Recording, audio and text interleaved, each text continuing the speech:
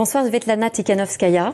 Vous avez 39 ans, vous êtes bélarusse. Votre métier, c'était d'être prof d'anglais. Et puis vous êtes devenue l'opposante numéro 1 à Alexandre Loukachenko. Il est le président du Bélarus depuis 27 ans, considéré comme le dernier dictateur d'Europe. Vous avez été propulsée candidate à la présidentielle il y a pile un an, alors que vous étiez totalement novice en politique. Vous avez remplacé au pied levé votre mari qui a été emprisonné et vous représentez aujourd'hui l'opposition. Alors vous venez tout juste ce matin d'arriver en France, vous êtes reçu pour la première fois officiellement ici. Qu'est-ce que ça a de particulier pour vous ?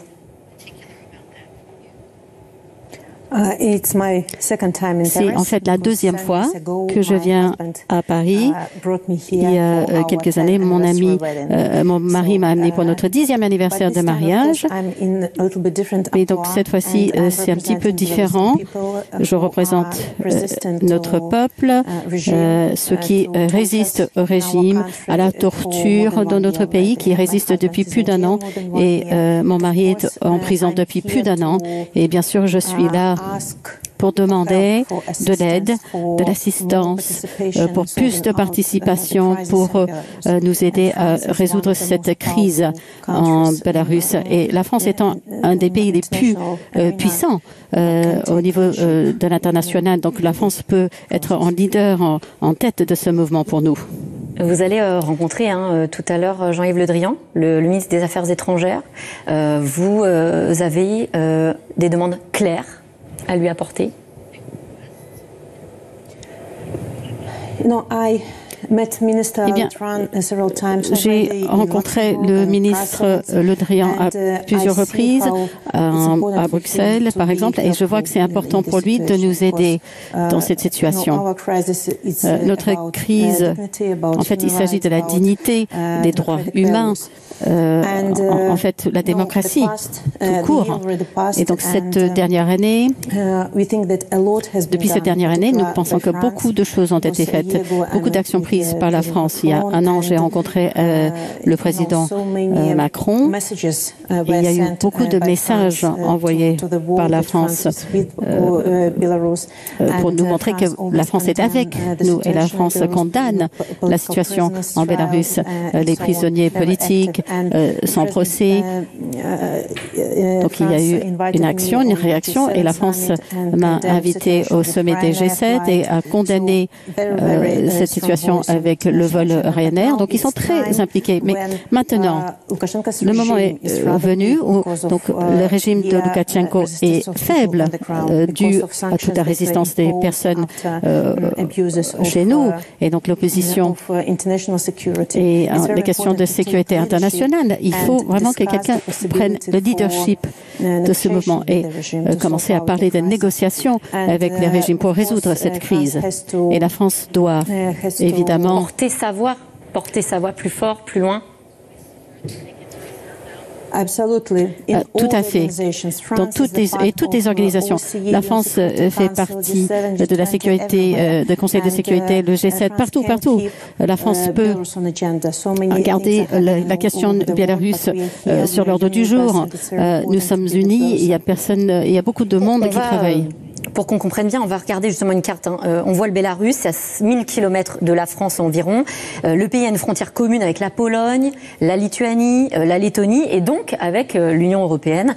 Le chef de l'État, on va le voir aussi, c'est Alexandre Loukachenko, on l'a dit, 67 ans, président autoproclamé donc lors des dernières élections. Comment vit la population bélarusse aujourd'hui? Je pose la question parce qu'on se souvient des manifestations monstres il y a un an. Aujourd'hui, est-ce que vous sentez un certain découragement?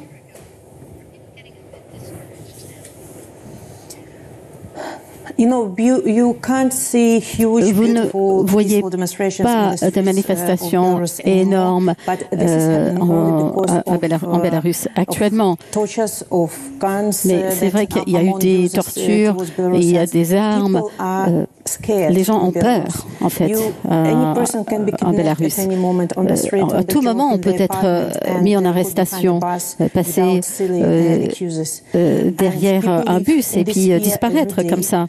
Tous les jours, il y a des problèmes. Les gens manifestent tous les jours. Tant qu'ils peuvent, ils n'ont pas changé d'avis. Ils veulent tellement de la liberté. En fait, ils mènent la résistance un peu en souterrain.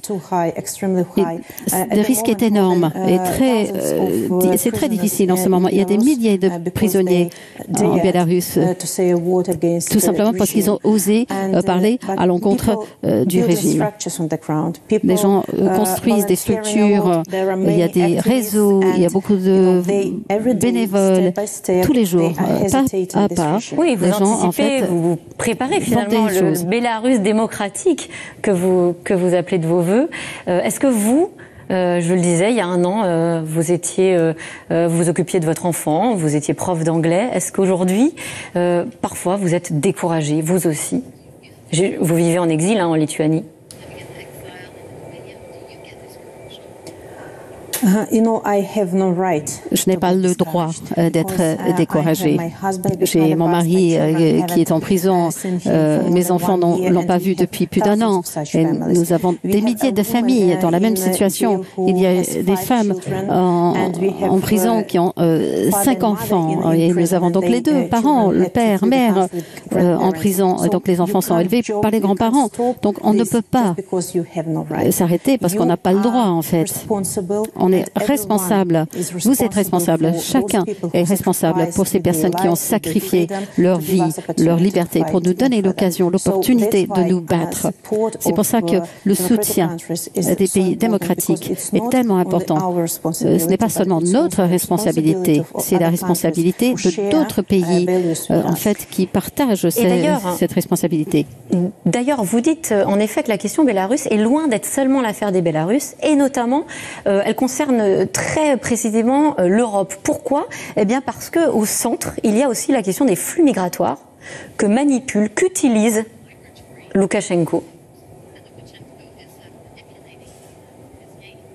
C'est tout à fait vrai. Le régime utilise des tactiques qui sont très laides, la vengeance sur la société, et donc des vols détournés, l'immigration, les migrants, donc il abuse de la sécurité des pays européens. Donc c'est compréhensible qu'il peut inventer encore d'autres choses.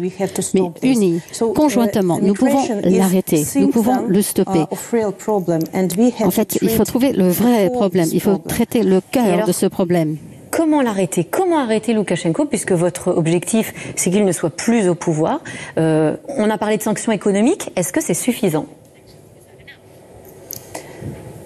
D'un côté, il faut créer des points multiples de pression sur le régime, des sanctions économiques, l'isolation politique, la non-reconnaissance de ces politiques, le soutien de la société civique. Il y a des milliers de gens qui ont dû quitter le pays, mais qui continuent à lutter. Nos journalistes, les plateformes de nos journalistes ont été détruites. Des ONG qui travaillent depuis des années ont été détruites. Donc, le régime Loukachenko essaie de tout effacer, de faire taire toutes les voix. Notre tâche à nous, c'est de soutenir toutes ces personnes, tous ceux qui continuent à résister, tous ceux qui continuent à combattre. Donc, de la part de la communauté internationale, c'est très important que la question bélarusse soit sur l'ordre du jour de tout le monde. Il ne peut pas continuer avec des prisonniers politiques. Donc, il ne faut pas reconnaître Loukachenko. Il ne faut pas faire des affaires avec lui. Il ne faut pas faire d'échange de prisonniers. Et comme j'ai dit déjà, il faut chercher une issue de ce problème. Et il faut peut-être la médiation. Une médiation. Est-ce que vous êtes prête à devenir la prochaine présidente du Bélarus démocratique? Je suis là pour organiser de nouvelles élections en Bélarus. Je ne suis pas sûre de participer à une nouvelle élection. Si les gens veulent, peut-être. Mais nous ne savons pas quel sera le scénario, la situation. Mais je serai avec mon peuple aussi longtemps qu'on le souhaite. Merci à vous, Svetlana Tikhanovskaya, d'être venue sur notre plateau. Et je retiens que vous serez peut-être candidate à l'élection présidentielle quand le temps viendra, si les gens le souhaitent. Merci encore d'être venu sur notre plateau. Tout de suite, c'est dans l'air. Bonne émission à vous. Et moi, je vous dis à demain.